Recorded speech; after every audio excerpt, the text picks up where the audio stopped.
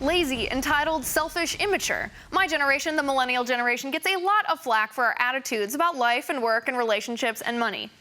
I just read an article over the weekend about millennials getting fired for anti-work attitudes. And while I'm sure that's partially true, because a lot of young people demand more than what they're worth at the beginning, what if it's not just an anti-work attitude? What if it's not the work, but the outdated structure, the 9-to-5 workday in an office, on the clock? That was designed in a different era. It was designed when information was transferred on paper, when phones had cords, when the only method of communication was face-to-face or via snail mail. The 9-to-5 workday started during the Industrial Revolution, actually to decrease the number of hours employees were forced to work. This was the days when factories knew exactly how long each process took along the production line, and people needed to work a certain amount of time to complete each task. There are some industries now that still need that same structure. But what if most industries don't? Everybody would rebel if we were told to wear petticoats and suit jackets in public every time we left the house.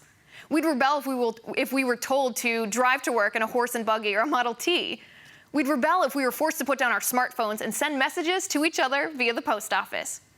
Maybe that's what the 9-to-5 workday feels like to my generation. We're not anti-work. Yeah, there are some bad apples in my generation who are lazy. There are a whole bunch of entitled, immature brats in college right now, and there will always be lazy people. But I don't think my generation is anti-work. We're innovative, creative, and smart. And maybe the 9-to-5 workdays aren't.